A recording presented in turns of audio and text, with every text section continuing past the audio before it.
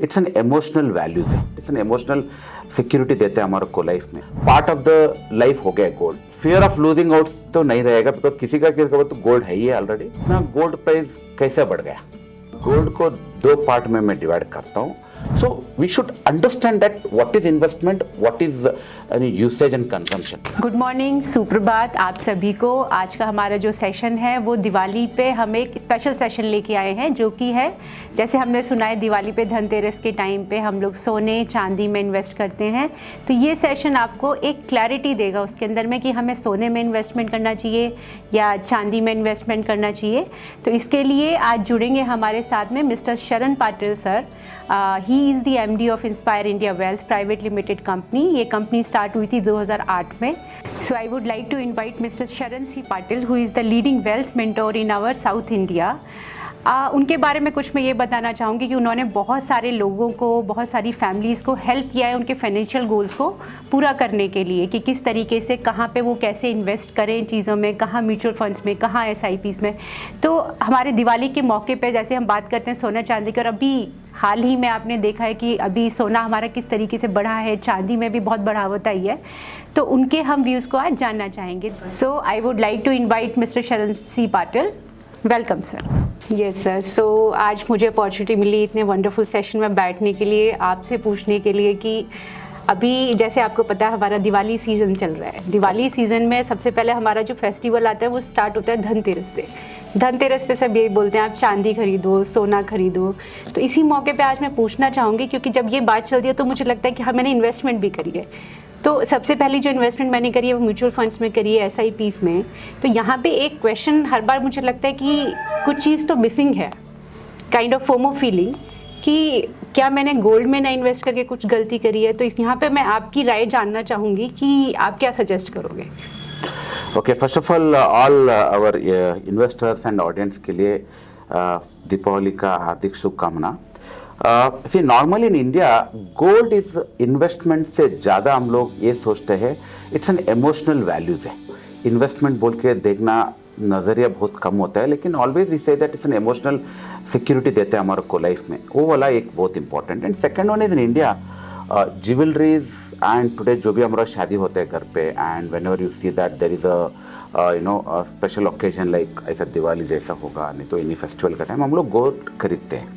तो कभी भी हम लोग ये नहीं देखते हैं उसका वैल्यू क्या है बोल के। ऑलवेज भी देखते दैट हमारे पास इतना गोल्ड है, इतना ग्राम्स ऑफ गोल्ड है हमारे पास, इतना ग्राम से एक ज्वेलरी बना है, ऐसा इमोशनल वैल्यू से लिया है।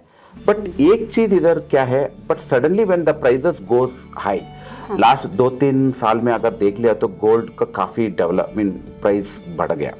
इसका वजह से क्या लग रहा है लोगों को, सडनली वो इन्वेस्टमेंट अपॉर्चुनिटी भी दिख रहा है। बट एक चीज मैं बोलता हूँ, हमारे इंडिया में हर एक घर में कुछ ना कुछ गोल्ड मिलता ही है। ऐसा नहीं है किसी के घर में गोल्ड नहीं है, किसी के घर में मिनिमम 10 ग्राम गोल्ड तो हो गई है, राइट। सो ये ऑलरेडी हमारा इंडिया का हाउस होल्ड में एक पार्ट ऑफ द लाइफ हो गया है गोल्ड। बट इसका अलावा अभी जो हम लोग नया नए गोल्ड का बारे में बात कर रहे हैं, हम लोग बोलते हैं डिजिटल गोल्ड का बारे में बात करते हैं, गोल्ड ETF का बारे में बात करते हैं, एंड लोग ये भी बात करते हैं गवर्नमेंट ऑफ इंडिया का RBI का जो सॉवरेन गोल्ड बॉन्ड फंड बोलते हैं, राइट, इसके ऊपर भी लोग इन्वेस्टमेंट करते हैं। बट इतना करने के बाद भी नहीं, हमारा जो आजू बाजू में अगर देखेगा ना, इतना ज्वेलरी शॉप से लोग इतना गोल्ड खरीद रहा है।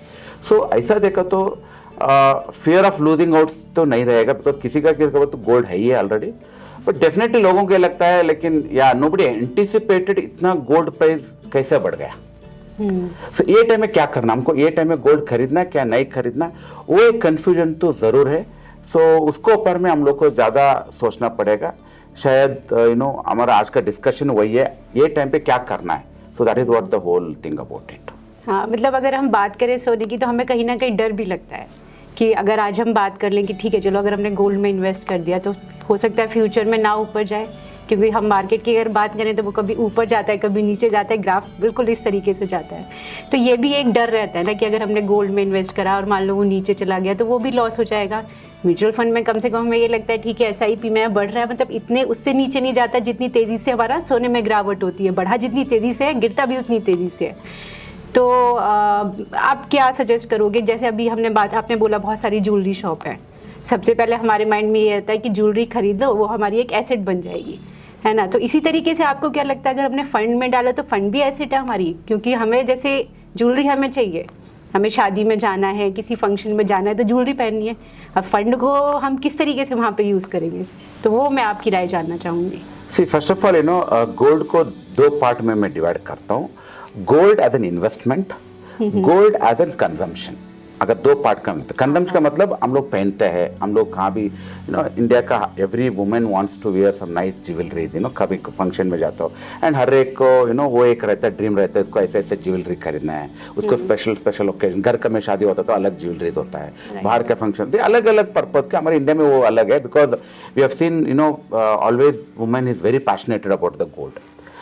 बट इधर जब इन्वेस्टमेंट का बारी आता तो jewellery is not a good investment, क्योंकि कब जो ज्वेलरी खरीदने जाते हो तो आपको दो तीन चीजें लगता है। वन इज प्राइस तो रहेगा, प्राइस तो वही रहेगा, प्राइस का अलावा मेकिंग चार्जेस।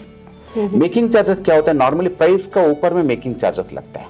आज का दिन मेकिंग चार्जेस समवेयर बिटवीन 10% से लेके 30% तक मेकिंग चार्जेस लगता है। अगर डिजाइन बहुत सिंपल वाला है 10% लगेगा, अगर थोड़ा फाइन प्रिसिशन वे में डिजाइन किया उसका ज्यादा पड़ेगा, और एक अलग टाइप ऑफ डिजाइन और थोड़ा आजकल देखता हूँ बहुत वेराइटीज ऑफ डिजाइन आता है, उसको बोलता है टेम्पल डिजाइन, कुछ कुछ ऐसा अलग अलग आता है, एंटिक डिजाइन बोलता है। ऐसा वाला डिजाइन में देखो तो it can go up to 30%। अगर ऐसा ज्वेलरी पहनने के लिए अच्छा दिखता है लेकिन investment is not a good investment, because जो प्राइस के ऊपर आप 30% ज्यादा लेके ले रहा है, you are paying more the almost price से ऊपर 30% ज्यादा दे रहा है। सेकेंड वन इज कभी भी गोल्ड आप ज्वेलरी ले जाके वापस एक्सचेंज करने जाए तो उसमें बड़ा चीज निकालते हैं वेस्टेज। इन्हीं ज्वेलरी करने का टाइम ना नॉर्मली वेस्टेज निकालते हैं, सो वेस्टेज भी वो लोग डिडक्ट करता है। सो अब बायर को ये दो तीन चीज लगता है, वन इज जीएसटी तो लगता ही है, उसको ऊपर में 3% जीएसटी लगेगा, उसको ऊपर में मेकिंग चार्जेस, उसको ऊपर में वेस्टेज। अगर ऐसा देखा तो already gold price is high, उसको ऊपर में आप उसको ऊपर में एक 40% ज्यादा पे करके ले रहा है। सो अगर वो इन्वेस्टमेंट के हिसाब से not a good decision in that way. पहनने के लिए तो चाहिए, वो कंजम्पशन है। आप अगर मोबाइल खरीद रहे, 1 लाख रुपए का मोबाइल खरीद रहे, उसका मैं इन्वेस्टमेंट नहीं बोल सकता है, वो यूसेज हो जाता है आपका। So jewellery as an usage अलग है। एज इन्वेस्टमेंट का अगर ऑप्शन देखना तो definitely we can think about gold ETF is one of the good option है। गोल्ड ETF का मतलब है एक्सचेंज ट्रेडेड फंड बोलते हैं। आजकल हमारा बहुत institutions are doing this, SBI में भी है, निपॉन में है, हर एक फंड हाउस का पे एक गोल्ड ETF है। गोल्ड ETF में क्या होता है, दैट फंड हाउसेस और institution buy the gold physically and they give the units in terms of units to that. So आपको इसमें क्या बेनिफिट है, आपको स्टोरेज का पैसा एक्स्ट्रा देना नहीं है, ठीक है। आपका पास ज्वेलरी है, आप लॉकर में डालना पड़ता है, लॉकर को एटलीस्ट 8 से 10 हजार रुपए साल में पे करना पड़ता है, एक्स्ट्रा कॉस्ट हो जाएगा ज्वेलरी के लिए। इसमें क्या होता है, आपको इसमें there is no locker cost, और सेफ रखने के लिए आपको जरूरत नहीं है, वो बाकी fund house will take care. Second चीज क्या है, easy to liquidate, that means आप जाके जस्ट एक्सचेंज में जाके बेच लिया तो आपको पैसा मिलेगा। थर्ड वन क्या है, इसमें there is no making charges, there is no wastage, because आप तो डिजिटल में ले लिया, ETF में ले लिया, वो बेचना भी इजी हो जाता है। सो ये सब देख लिया तो इन्वेस्टमेंट अगर ऑप्शन देख रहा है गोल्ड में, gold ETF is a better option है। Second one is gold fund of fund बोलते हैं, दैट मीन्स कुछ फंड्स ऐसा है they invest in ETF। One is आप डायरेक्टली जाके ETF में डाल सकते हैं, दूसरा फंड ऑफ फंड बोले तो वो फंड वो ETF में डालते हैं पैसा। अच्छा, so, वो अलग एक ऑप्शन है। एंड आजकल हम लोग देखते हैं डिजिटल गोल्ड के ऊपर में लोग बात करते हैं, but I don't suggest digital gold is a good idea, because क्या होता है ना, उसका बैकअप के लिए कैसा है क्या है वो अभी तक उतना क्लैरिटी नहीं है। सो मेरे ख्याल से अगर लोगों को अगर इन्वेस्ट करना है तो gold ETF is a better option. हाँ, उससे पहले ना हम लोग, हमारे पास इंडिया में काफी चल रहा था सॉवरेन गोल्ड बॉन्ड फंड, लोग ने इतना इन्वेस्ट किया तो उसमें अभी गवर्नमेंट ने बंद कर दिया, क्योंकि उसमें गोल्ड में भी उसमें क्या करते थे गवर्नमेंट आप जो इन्वेस्टमेंट करेगा उसको 8 इयर्स तक लॉक इन रहेगा। गोल्ड प्राइस के ऊपर में गवर्नमेंट यूज्ड टू पे 2.5% इंटरेस्ट ऑल्सो। तो आपको गोल्ड प्राइस तो मिलेगा, उसके ऊपर में आपको 2.5% इंटरेस्ट भी मिलता था। So that was a very good scheme, and जो भी इन्वेस्टमेंट करते थे after that it was a tax free था। तो ये सब एडवांटेज था। अभी वो फिलहाल नहीं आ रहे, gold sovereign gold bond fund ज्यादा नहीं आ रहे, बट अभी फिलहाल अवेलेबल है, गोल्ड ETF अवेलेबल है और फंड ऑफ फंड अवेलेबल है। So we should understand that what is investment, what is usage and consumption. अगर वो डिफरेंशिएट करके अगर सोना खरीद लिया तो आपको बढ़िया रहेगा। सही में सर, मुझे इससे बहुत अच्छी क्लैरिटी मिली कि मुझे किस तरह से इन्वेस्ट करना चाहिए। तो अब इन्वेस्टमेंट समझने के बाद में अब मेरा एक क्वेश्चन ये है कि एक हम म्यूचुअल फंड में जब हम बात करते हैं कि आप इसमें इन्वेस्टमेंट करो, तो एक बात आती है यहाँ पे लॉन्ग टर्म में करो। तो अगर हम बात करें तो गोल्ड में भी अगर हम इन्वेस्ट कर रहे हैं तो वो भी क्या लॉन्ग टर्म और शॉर्ट टर्म मैटर करता है हमारे लिए? क्योंकि गोल्ड हमें पता है बहुत जल्दी गिरेगा भी, आगे बढ़ेगा भी, कुछ पता नहीं है, मतलब सेम वैसे ही है जैसे हम इक्विटी में करते हैं। तो यहाँ पे आप क्या इसमें सजेस्ट करोगे कि ये लॉन्ग टर्म में होना चाहिए, शॉर्ट टर्म में होना चाहिए, बीच में इसको क्विट करना चाहिए? क्या क्या आपका सजेशन रहेगा? See any investment comes with two purpose, हमारा पर्पस क्या है इन्वेस्टमेंट का? अगर वेल्थ क्रिएशन का पर्पस है और I am investing for any particular goal, अगर मैं ये इन्वेस्टमेंट गोल्ड में कर रहा हूँ, मेरा बेटी का शादी का टाइम मेरे को सोना खरीदना है, मे बी वो शादी 10 साल के बाद करना है मेरे को, अभी उसके ऊपर में मेरे को उसको हेज करना है, दैट इज ऑल्सो पर्पज होता है। सी एनी इन्वेस्टमेंट ना, आप कभी भी दो चीज़ आपको डिसाइड करना पड़ता है, one is the purpose of investment, second one is time duration, what is the time duration I am looking to investment. अगर जैसे आप बोला है शॉर्ट पीरियड के लिए अगर इन्वेस्ट करना है सोने का टेबल है, तो ये प्राइस पे short term is not advisable, because अभी I am not telling that अभी इधर से market gold price will go up और down, I am not going to predict that, but gold को कभी प्लानिंग करके खरीदना जरूरी है। For example if I say that okay मेरे को नेक्स्ट 10 साल में गोल्ड में एक एलोकेशन करना है, मेरे को एसेट एलोकेशन, मेरे पास म्यूचुअल फंड है, मेरे पास रियल एस्टेट है, मेरे पास एफडी है, बट उसका साथ मेरे को गोल्ड भी चाहिए, you can put some part of the gold. So diversification और एसेट एलोकेशन करना बहुत जरूरी होता है। सो कभी भी गोल्ड का इन्वेस्टमेंट अगर देखा तो हमारे जो ग्रैंड पेरेंट्स होगा, एंसेस्टर्स होगा, वो लोग गोल्ड खरीद कर रखा है, कभी भी बेचने का नहीं सोचता है। एवरी हाउस होल्ड आजकल जाके गोल्ड खरीद रहा है ना, ये लोग सोच रहे हैं कि मेरे को इसका प्राइस बढ़ने के बाद बेचना बोल के, anybody are thinking in that? चलो अभी इतना प्राइस बढ़ गया है, लोग 30,000 में भी लिया, 40,000 में लिया, 50,000 में लिया, अभी gold price is 1,30,000। Is anybody going and selling the gold? तो गोल्ड को बेचना नॉट दैट इजी, इसमें इमोशनल डिसीजन हो जाता है हमारे को। हाँ, प्राइस बढ़ गए बोले को अंदर अंदर हम लोग को नोशनल खुशी लगता है, इसको नोशनल खुशी बोलते हैं, क्योंकि इसको उसको रियलाइज खुशी नहीं, आप बेच के पैसा नहीं लिया, आपको लगता है मेरे पास इतना गोल्ड है, इसका वैल्यू इतना है। हाँ, वो कैसे खुशी भी हो लिया, देने का भी मन नहीं करता है कि बस रखा है वैसे ही खुश हो रहे हैं। सो गोल्ड हम लोग जो बोलते हैं ना, वो असेट बोल के उसका इमोशनल अटैचमेंट है ना, वो कभी कभी हमारे को रॉन्ग डिसीजन लेने में भी हो जाता है, क्योंकि you are only holding but you are not ready to sell. उसका लास्ट ऑप्शन रखते हैं, गोल्ड बेचना बोले तो आपका लास्ट ऑप्शन है, सब ऑप्शन खत्म होने के बाद इसका ऑप्शन देखता है। So coming back here is gold as an investment देखा तो आप एनी अदर एसेट जैसा देखना, जैसा आपका म्यूचुअल फंड में इन्वेस्ट करते हैं, शेयर्स में इन्वेस्ट करते हैं, उसका एक टारगेट होता है, उसका एक ऑब्जेक्टिव होता है, ऑब्जेक्ट का आते हैं उसको बेच सकते हैं आप, बाद में वो प्राइस ऊपर भी जा सकते हैं, नीचे भी आ सकते हैं, उसका मतलब नहीं, आपको यहाँ से यहाँ तक जाने के बाद बेचना रहता है, वो आप बेच सकते हैं। बट वही आपको फिजिकल गोल्ड में अगर हाथ में आया था ना, आपको इमोशनल वैल्यू ऐड हो जाता है उसमें। सो इसलिए मैं बोलता हूँ gold ETF, sovereign gold bond fund, fund of fund में आपके इमोशनल थोड़ा कम होते, because it not feel and touch नहीं रहता है। बट इधर में क्या होता है, फील एंड टच में तो आप बेचने वाला नहीं आता। सो इसलिए coming back here is long term is always good. अगर लॉन्ग टर्म में अगर इन्वेस्ट करना तो कैसा करना है, that is a very very important है। अभी ये प्राइस में, ये लेवल में अगर लमसम इन्वेस्ट करने से अच्छा आप you can invest through systematic investment plan. Gold ETF में भी आप SIP कर सकते हैं। सो आप every month you can fix some amount, वो amount every month let it go to the gold. I think that will be the better way to do that. So मेरे ख्याल से अगर आप ये डिस्ट्रीब्यूट करने वाले में आपको हाई में भी खरीद रहा है, लो में खरीद रहा है, सो अल्टीमेटली बेनिफिट भी आपको मिल रहा है। सो मेरे ख्याल से गोल्ड इन्वेस्टमेंट को आप एक सेफ्टी नेट और सेफ हेवन इन्वेस्टमेंट जैसे ले लो, बिकॉज अभी लास्ट 3 महीने में इट हैज गिवन इतना रिटर्न मिला, सो आगे भी इतना रिटर्न मिलने वाला, वो होप से नहीं कर सकता है। मैं यही पूछने वाली थी कि मतलब रिटर्न के मामले में कौन सी चीज़ अच्छी है, कितना रिटर्न हमें कल को हम सोच सकते हैं कि अगर गोल्ड में किया तो इसमें कितना रिटर्न मिलेगा, म्यूचुअल फंड में किया तो उसमें कितना रिटर्न मिलेगा। See, I want to mention one very interesting analysis on that. अगर अभी क्यों इतना गोल्ड बढ़ गया, अभी देखो इतना शॉर्ट पीरियड में, अगर लास्ट 3-4 महीने से तो गोल्ड बढ़ रहा है, सिल्वर प्राइस भी बढ़ रहा है। इसका मेन रीजंस भी काफ़ी है। सी मैं लास्ट 18-20 ईयर से गोल्ड मॉनिटर कर रहा हूँ। I was also one of the commodity trader earlier days में। मैं गोल्ड, मेरा अंडरस्टैंडिंग क्या है, कभी कभी अनसर्टेनिटी दिखता है मार्केट पे, लोगों पे, कंट्री में, तब गोल्ड प्राइसेस गोज अप। क्यों ऐसा होता है? सी नॉर्मली क्या होता है, फॉर एग्जांपल राइट का प्रेजेंट सिनेरियो का अगर देख लिया तो right now the lot of western countries, European country में गोल्ड का प्राइजेस काफी बढ़ रहा है. Reason is central banks are buying. ये नहीं है सिर्फ लोग खरीदना बोल के गोल्ड ऊपर नहीं जा रहा है. लोगों का खरीदना गोल्ड सिर्फ 20% है. रिमेनिंग 80% कहां से डिमांड आ रहा है? Central banks are buying. एक कंट्री का नहीं, बहुत कंट्री का सेंट्रल बैंक्स आर बाइंग. वो जापान होगा, चाइना होगा, इंडिया होगा, यूएई का होगा, ऐसा बहुत countries are buying gold as a reserve. पहले क्या होता था? Dollar is to be the reserve, very strong currency रहता था. Because lot of geopolitical issues चल रहा है, वार चल रहा है, and lot of this tariff war भी स्टार्ट हो गया. लोगों को लग रहा है अभी देखो $1 के ऊपर में हम लोग डिपेंड होकर कल कुछ भी हो सकता है. सो उसको थोड़ा ऑफलोड करके हम लोग गोल्ड का रिजर्व रखेंगे.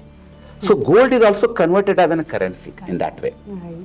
मैं कहाँ भी एक गोल्ड जाके दूसरा कंट्री में बेच सकता है. अगर डॉलर बोले तो ऐसे नहीं, tomorrow US will decide dollar पे क्या करना है, because dollar is control by majorly bye US है. इसलिए वो एक रिस्क कम करना बोल के सेंट्रल बैंक सर खरीद रहा है. And when the central bank is खरीद रहा है ना, उसको प्राइस देखिए रामड़ा जैसे देखता नहीं, वो खरीदने जाता है बस.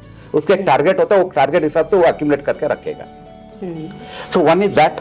सेकेंड वन में क्या हो रहा है? दुनिया भर में इन्फ्लेशन बढ़ रहा है, इंटरेस्ट रेट कम होने के चांसेस दिख रहे हैं. सो ये भी एक है, लोग कभी भी ऐसा इन्फ्लेशन बढ़ेगा ना, because gold is such an investment, it will always beat the inflation. अगर इन्फ्लेशन कितना होगा उसका बीट करने के लिए gold is a very good investment instrument है. सो वो भी एक रीजन है.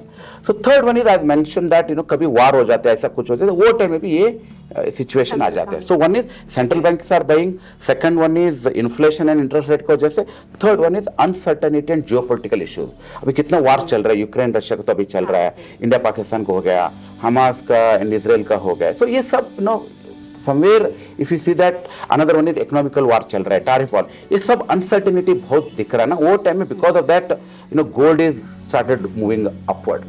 coming back to the silver, why silver is good? so silver में भी central banks are buying. apart from that silver का एक industrial usage भी दिख रहा है. today's lot of technology, semiconductor सब में silver usage हो जाता है. so because of that silver prices are going up. third one is always gold and silver are correlated है. जब गोल्ड ऊपर जाता है सिल्वर भी ऊपर जाता है. सो एक को रिलेटेड होता है. सिल्वर ऊपर जाता है तो गोल्ड भी ऊपर जाता है. से गोल्ड सिल्वर सोना चांदी बोल के हम लोग ऐसा कभी भी वो राइमिंग वर्ड्स में होता है, ऐसा एक को रिलेटेड बहुत है. इसका वजह से prices are going up. I think coming days में ये कंटिन्यू रहेगा नहीं रहेगा वो पता नहीं है.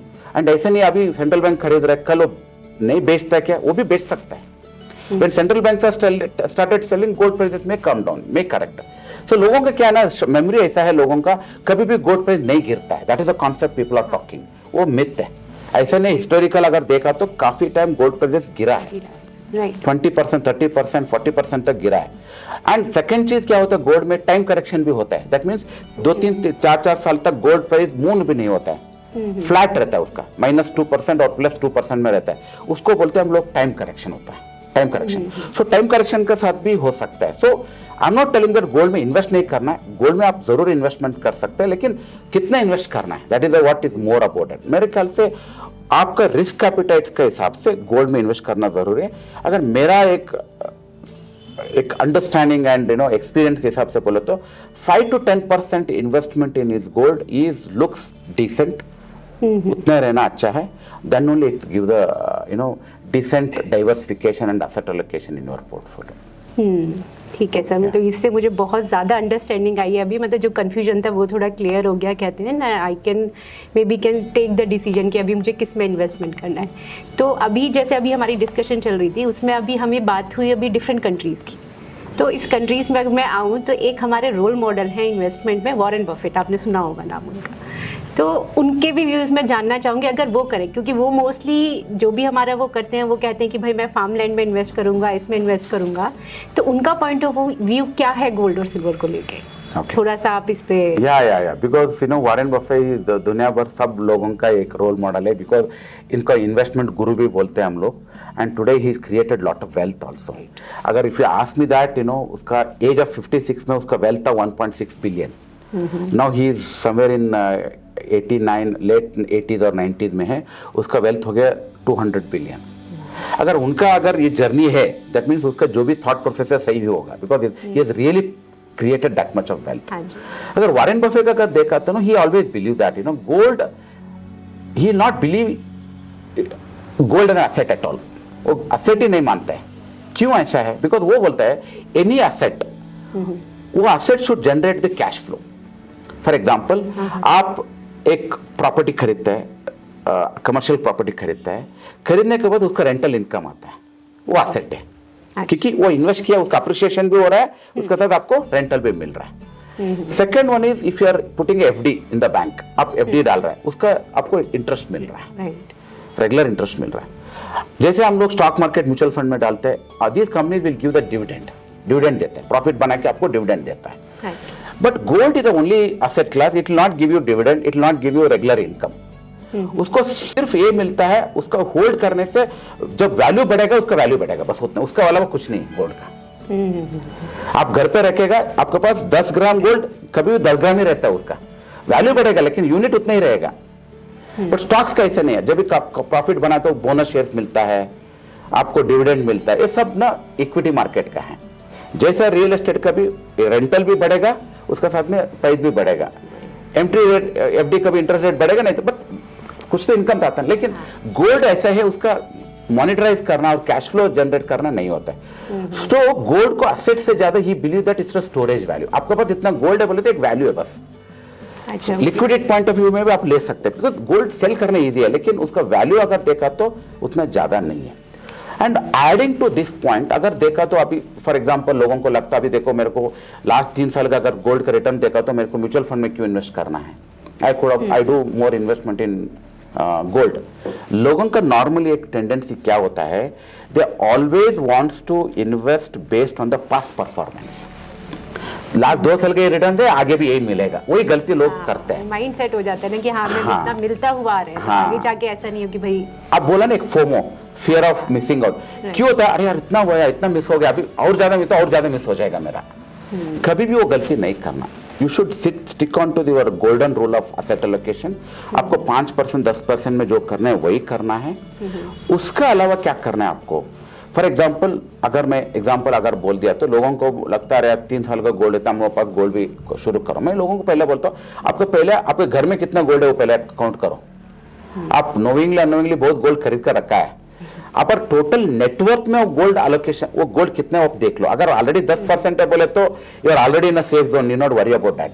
अगर टोटल नेटवर्क में अगर 10% नहीं बोले तो उसके लिए हम लोग अलग काम करना पड़ता है। एडिंग टू दिस, अगर मैं एक नंबर रन कर दिया तो मैं एक ऐसे डेटा देख रहा था, अगर 2007 से 2025 तक अगर मैं एक कैलकुलेशन डाल दिया, तो हम लोग नॉर्मली सिस्टमेटिक इन्वेस्टमेंट प्लान का बात करते हैं। अगर सोचो आप गोल्ड में एसआईपी कर दिया, गोल्ड ETF में एसआईपी कर दिया, 10,000 रुपए महीना अगर इन्वेस्ट करते जाए तो 2007 से 2025 नियरली 18 ईयर्स का आपका इन्वेस्टमेंट जर्नी होता है। ये 18 ईयर्स में अगर सोचो आप एक अग्रेसिव म्यूचुअल फंड में इन्वेस्ट कर रहे स्कीम में, मैं नाम नहीं बोलूंगा because it's not right to say, but एक वेल नोन फंड से आप गेस करो, उसका एक अग्रेसिव फंड है, उसका भी 2007 में आप एसआईपी कर रहे हैं, सेम टाइम आपको गोल्ड ETF में भी एसआईपी कर रहे हैं। अगर गोल्ड एसआईपी में जो एसआईपी में एंड इसमें दोनों में अगर टोटल इन्वेस्टमेंट 2007 से 2025 तक ले लिया तो टोटल इन्वेस्टमेंट होगा 21,60,000। It is invested value, investment value, investment जितना आप पैसा डाला है, दोनों में 21,60,000 21 दिस 10,000 रुपए एसआईपी में बात करो, महीना महीना 10,000 रुपए डाल रहा हूं।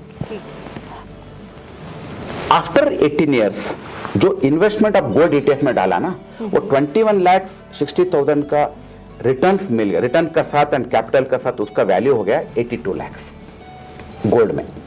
आप 21,60,000 डाला गोल्ड ETF में, उसका वैल्यू हो गया 82 lakh. Right, same thing I told you, एक अग्रेसिव म्यूचुअल फंड में स्कीम में आप एसआईपी किया, उसमें भी आप उतना ही पैसा डाला जितना आप गोल्ड ETF में डाला है, उसका वैल्यू हो गया 2,20 लाख। इसका मतलब यह है 2007 से 2025 तक गोल्ड का रिटर्न से 13%, या अग्रेसिव म्यूचुअल फंड का रिटर्न से 22% CAGR कैगर का मैं बात कर रहा हूं। इसका मतलब है इतना करने के बाद भी equity as an asset class doing great, but लोगों क्या होता है ना, लास्ट 2-3 साल में गोल्ड ज्यादा किया बोल के हम लोग लगता है गोल्ड को ऊपर भागो, सो ऐसा नहीं है, ये साइकिल हो जाता है, कभी कभी गोल्ड ऊपर रहता है, कभी कभी इक्विटी ऊपर रहता है, कभी कभी गोल्ड एंड ऊपर इससे ज़्यादा एफडी अच्छा रिटर्न देता है, कभी कभी रियल एस्टेट अच्छा देता है। बट आपका जो पोर्टफोलियो में जैसे जो बोला ना गोल्डन रूल है, एसेट एलोकेशन में अलग अलग परसेंट के हिसाब से आप डिवाइड करके रख लिया तो आपका इक्विटी का रिटर्न भी मिलेगा, गोल्ड का भी मिलेगा, रियल एस्टेट को मिलेगा, सेफ एवन सेफ्टी जैसा हमारा एफडी का रिटर्न भी मिलेगा। लेकिन अल्टीमेटली क्या है, मेरा इन्वेस्टमेंट ड्यूरेशन क्या है, वो हिसाब से आप थोड़ा परसेंटेज अलग अलग करना, ऐसे नहीं इक्वली करने की बात नहीं कर रहा हूँ मैं। बोला आपका जो रिक्वायरमेंट के हिसाब से, एज के हिसाब से, रिस्क एपिटाइट के हिसाब से आपको थोड़ा उधर अलोकेशन परसेंटेज अलग चेंज करना पड़ेगा। So this is what the the overall comparison we can do that. Thank you so much sir.